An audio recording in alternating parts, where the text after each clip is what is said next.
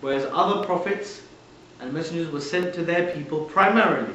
Didn't mean that they didn't give da'wah to other people. It didn't mean that they were not supposed to help or guide other people. But primarily their focus was on particular tribes and nations. And the Prophet ﷺ was honoured by being given the rank of being the messenger to all of mankind and all tribes and all nations. And it's very important that we should focus on some of the particular characteristics, because even if obviously we know, but it's important for us to carry this message. You see, brothers, we need to understand that, you see, da'wah, calling people to Islam, is not the type of thing that we outsource. What do I mean by that? It's not the kind of thing that we say, okay, such and such is doing it, therefore I don't have to do anything. No. This would be an extremely selfish and erroneous thing to do. Because how do you know that the person you didn't give da'wah to won't come on the Day of Judgment and complain to Allah about you, that you didn't tell them anything about Islam and the real meaning of their life? So they're facing hellfire forever and you didn't tell them. And they may complain to Allah subhanahu wa ta'ala on the Day of Judgment for that. So the reason why I say this, brothers, is that we have to understand that if we do not even have the relationship with our colleagues to even invite one or two of them to the events that you organize, then, brother, there's something wrong. There's something wrong, seriously. Because it means that we see ourselves as almost like the chosen nation. We're going to Jannah, we don't care about the rest. And this is not what the Prophet ﷺ taught us. He didn't. He didn't teach us to be like this. He didn't teach us to view people with suspicion and dislike and hatred for no reason. Of course he did, for those people that didn't accept him and didn't accept him as a prophet, he didn't like them. But he still was just towards them, he still showed good adab towards them, he still showed them that he was still the embodiment of the message. And think about it, if he only stayed in Arabia, how is he the messenger to mankind if you don't tell anybody the message? How is he going to do it? You and I are supposed to be the conveyors of this message. So really, brothers, it's something we need to think about. Obviously, if we tried khalas, the results from Allah, of course. But really, I'm just saying that we need to ask ourselves, all the effort we put into da'wah, are we really still either reluctant to even, why are we not making relationships with our non-Muslim colleagues?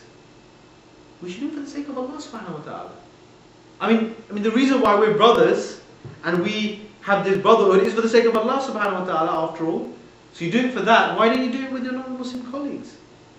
Why don't you have some relationship with them that you can invite them to things and tell them, why don't you learn a little bit more about your purpose of life? Learn ways to deal with them. Learn to think like a da'i. Think of what are the things that affects this person, and I will now give da'wah on that basis. The Prophet ﷺ did this. Remember this incident when he wrestled with a wrestler? That was his da'wah to him and he beat him. That was his da'wah to him. Or the time when the lady used to throw rubbish on him and on his path, and he went to visit her, that was his da'wah to that lady. So no one's asking you to learn, Zakir Naik type arguments, where you can quote chapter, verse and this, that and the other. No one's asking that of you. All that is being asked of you is to just behave like a Muslim and to be sincere to that. Because if you're sincere to that, you will love for humanity what you love for yourself. There's some scholars that say that, the hadith which says, none of you truly believes until you love for your brother what that you love for yourself. Some scholars, like Nawawi, say that implies all of mankind. You can even be your brother in your tribe or your brother in your nation, who may not be Muslim even. Something to think about. So we have a responsibility in that. We should tell the non-Muslims, that the Prophet ﷺ foretold of everything that would occur to him and his community after him, pertaining to the manifest spreading of Islam and the removal of the tyrannical kingdoms of Khusro, the Zoroastrian kings of Persia, and Caesar, the Romans, and the establishment of the religion of Islam throughout the earth. And that indeed happened. And these events occurred when the Prophet ﷺ prophesied these. It was as if he was reading from a book from the future, talking about history. The Prophet ﷺ was a perfect example of being upright, merciful, compassionate, truthful, brave, generous, distant from all semblance of evil character, ascetic in worldly matters. He had no want of the life of this world.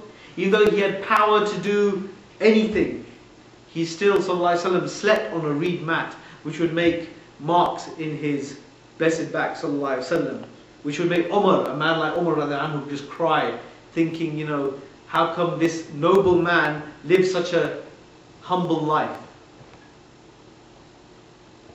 Why should we talk about this, brothers? Because this shows that he, sallallahu alaihi wasallam, was not in it for anything of the dunya.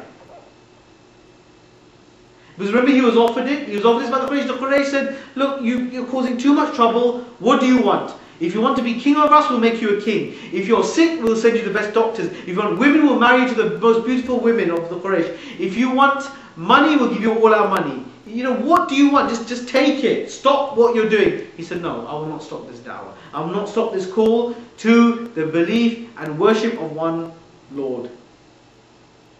And if he was a charlatan, an impostor, then he would not. When the eclipse happened and they said that it was because of his son dying, he would not have said that this is just something that happens and has nothing to do with the death of my son. He was an impostor, right? It's a great opportunity. Yeah? If you're fooling a people, then you could have said, yes, this is because of that. This is God showing sympathy. If you were an impostor, you would not have praised the other prophets. You could have just insulted them, said that their message was flawed and weak. My message is the true one. Why would you keep on insisting that all the other prophets and messengers are noble and truthful? It would have been easier. It would have been easier to say to the Christians, we don't believe in Jesus being anything to do with God. Because it was problematic, the fact that they were assigning him as part of the Trinity. It doesn't make sense. It would have been easier to say we don't believe in Jesus. But no, he persisted in clarifying the truth about Jesus, alayhi salam. A great sign of the Prophet ﷺ's prophethood is that the believers, and even whether either they met him, or even the ones who came afterwards, have an amazing love for him. Isn't it true that we do love him, sallallahu alaihi wasallam, more than him? Isn't it true? And yet we have not seen him. And what would we do just to look at him? What would we do just to touch him? What would we give? And that's why people can't understand why we get upset and blaspheme about the Prophet sallallahu alaihi wasallam.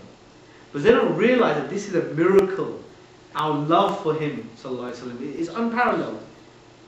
The Jews don't have this love for Musa alayhi salam, and the Christians, they have a different type of love. It's not, they do have a love for Jesus without a doubt, but it's not like this, that they would become, that they would really be willing to sacrifice their family for him. Well, not most of them anyway, but we're talking about most Muslims, or who call themselves Muslims.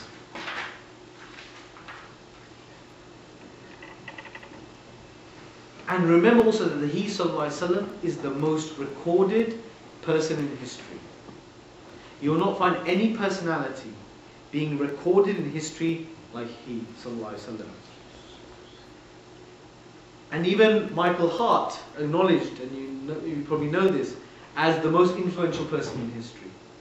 Because as he mentioned that he covered the religious, this is from a non-Muslim, from a secular point, what they call religious and the political spheres of life. He was equally competent from their perspective. Obviously we don't believe that there's a distinction.